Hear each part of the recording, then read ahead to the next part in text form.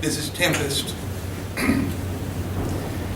We poked our heads out our tents like skywary rodents. Greenish-black thunderhead surrounded the camp. The rain was still coming, but nothing like the run for the arc deluge of the last several days. A few rays of sunshine escaped to the ground, just enough to brighten the soggy gray. Most of us went on a food run or stayed put, but not me. Breaks like this were rare, and I intended to take full advantage. Some of the Utah guys were already playing frisbee on the parade ground. Wayne and I were slogging through ankle-deep mud to join them when the blast knocked us down. At least I think it did. It could have been involuntary, like blinking or flinching.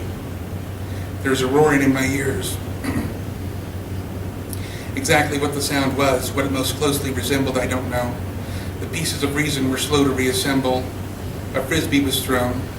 A kid soared into the air to catch it. There was a brilliant flash.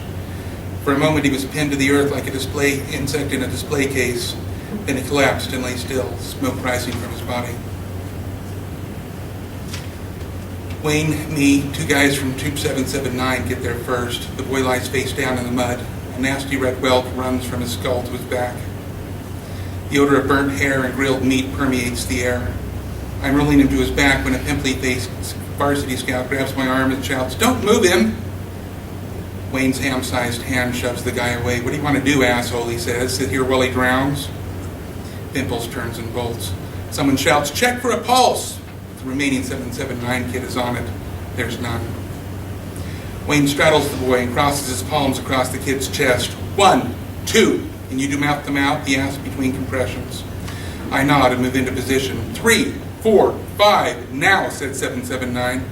I tilt the kid's head, skip mud from his mouth, plug his nose, and blow. The count begins again. We cheered as our charter bus wheeled to a dusty stop. Location, Marine State Park, Pennsylvania. Could have been Beirut for all we cared. We just wanted off. Not that we were ungrateful. We'd been to Washington, D.C., New York City, Niagara Falls, and points in between. It's just that after 10 days, the bus smelled very much like its 50 teenage inhabitants, and I, for one, was ready for the outdoor portion of the adventure to begin. We'd been drilling all summer, so camp went up really fast. After that, the time was ours. A service had been set up to shuttle us from place to place, but the swarm of scouts snarled traffic through the park, so we walked. Sailing and swimming in the lake was a blast, but that was clear across the park. The trading post was closer, just across the footbridge and half-mile through the woods. Plus, I had my brother's vintage patch collection, which in scout terms made me rich, not to mention popular, particularly with my tent mate. Wayne was 16 and so big he was practically a Marine. He never once complained about being stuck with a 12-year-old. Still, I figured it was best to keep him happy.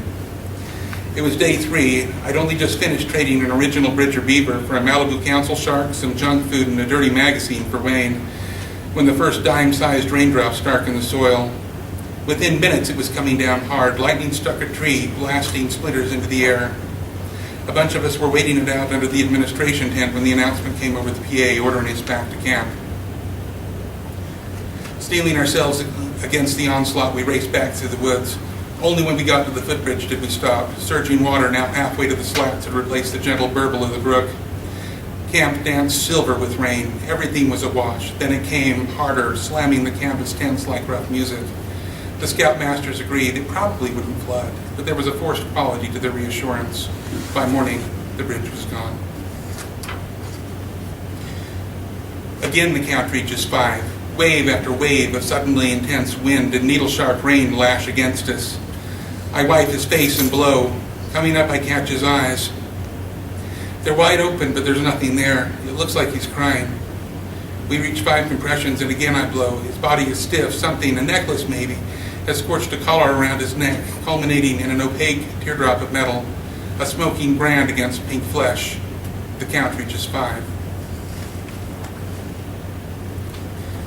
In spite of the rain, it was hot. Mud smears from swipes, sweat, and bug bites washed down our faces and arms. For the second time in 2 days, we've helped another troop move their camp. We didn't have to move our stuff. We were lucky enough to be on higher ground, but these guys from New Mexico, I think, or Arizona, woke in standing water. So we hauled their waterlogged tents and sleeping bags and equipment up this slimy ass hill while mosquitoes swarmed around us. I didn't know mosquitoes came out in the rain, but these sure did. Sometimes they flew straight for our mouths. Kamikazes, we called them. At first we hacked and wrenched. After a while, though, we didn't much care. Eric had a transistor radio. Between tornado and flood warnings were these hilarious stories about the scouts in the park. How well we were holding up. What good care they were taking care of us. Like the one about these BSA staffers who took 75 sleeping bags to a laundromat in Butler to dry them. Ha! There were 28,000 of us, and the driest we'd been in 3 days was a shower. Dry was a fucking memory. A rumor. Hell, dry was a myth. Tired of digging the underwear out of our butts, most of us went naked. Some under ponchos or with a shirt around their waist, some without.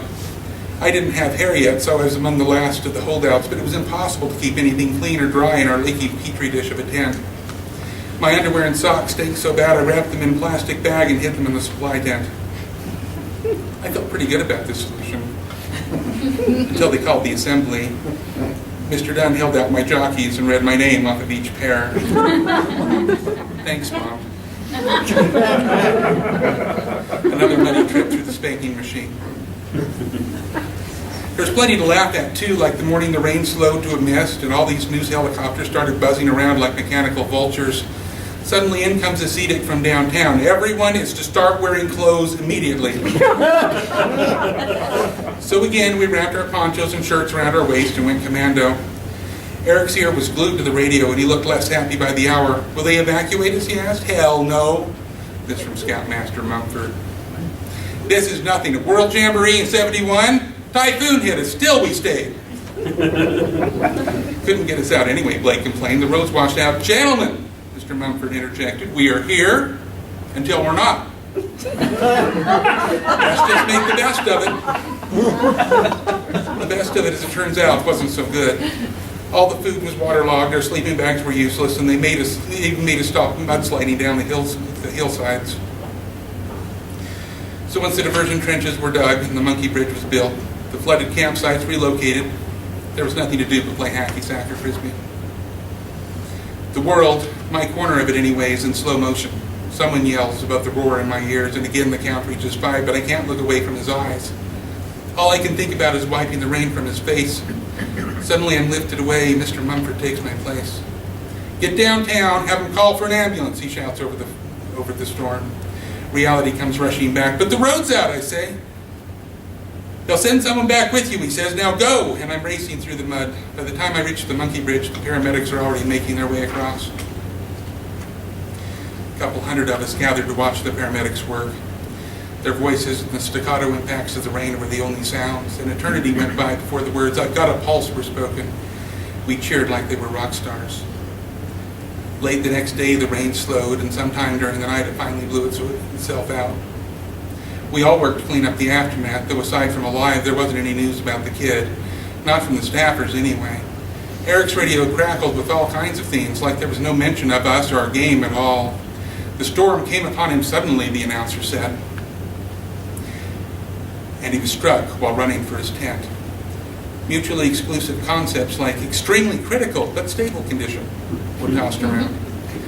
The reports always ended with thoughts and prayers, the one sentiment with which we could all agree.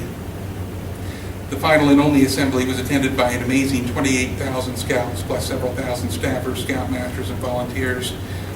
After the official pep talk and concert, they announced that the kid was improving. When the cheers died down, that our thoughts and prayers were with him. I'm trying to load a new roll of film in my Instamatic, but rust seals the compartment latch and water's trickling out the lanes. Wayne's good at fixing stuff. I'm looking around for him and the PA system crackles, has succumbed to his injuries. Our thoughts and prayers are with the family in this time of I don't hear it anymore. Everybody's talking over the announcement. The roar in my ears is back. And my eyes find the muddy depression where it happened, and I crouch down between some tents and hide. Into folklore he went, neither forgotten nor remembered. The story bigger than reality ever was. Details unknown for days were suddenly gospel. Dude, I heard his head exploded, said one kid. Not his head, you idiot. You don't live for 3 days with an exploded head. It was his foot where the lightning went out. Even the adults got into the act. Vegetable, Mr. Newman intoned. Parents had to pull the plug. Mr. Mumford found me as they were breaking down the tents. Dinner time, he said. Not hungry. You sure? Peanut butter and jelly sandwiches, nice and mushy. No thanks, I said, unable to look away from the spot. Mumford squatted down beside me and draped his arm across my shoulders. It might help to talk about it. I hesitated. If it were anyone else, but he'd been there, tried to save him. God, I hated the tears tickling their way down my face. The kid died, I said. He died right over there, and nobody even cares. I don't know about that, Mumford said. I care. I know you do. We tried, didn't we? I nodded. That's the hardest part, don't you think? We tried, and it wasn't enough. Hell, the week we had, it could have happened to any one of us. Not trusting my voice, I nodded once more. 12 years old is awfully young to go through something like this, but you were right there, jumped in, remembered your training. I came on the run, but to see you there, already working on him, made me straight up proud just to know you boys, and that's a fact. Thanks, I whispered. It's the truth, he said. There's something else you need to know, though. I wish to Christ I didn't have to be the one to tell you. He waited till I looked up at him. How you live after something like this happens, that's what matters. Life goes on, he said. It has to. It's cruel, but it's true. Now, you can sit there, refuse to eat, not say a word unto anybody if you don't want to. I'm certainly not going to make you. You go on and make your peace however you need to. But you'll be home this time tomorrow. You keep this up, you'll worry your folks to death. I know you don't want that. No, sir, I agreed. Mumford stood to leave, then turned back. Sometimes, he said, the best we can do is make it okay for the ones that care about us. You think you can remember that? My family and closest friends gathered for a welcome home picnic on the lake. In my head, I'm screaming, no! I've had all the outdoor fun I care to. I don't say it out loud. I catch Mom's eyes. I can see she's worried. Mumford must have said something. They've asked me about it a dozen times already, but I don't say much. I can't. They don't understand. He can't have a cookout. His family can't throw him a party. Still, I go along. We roast hot dogs, make root beer floats, and play games well into the night. I hope the kid will understand. Thank you.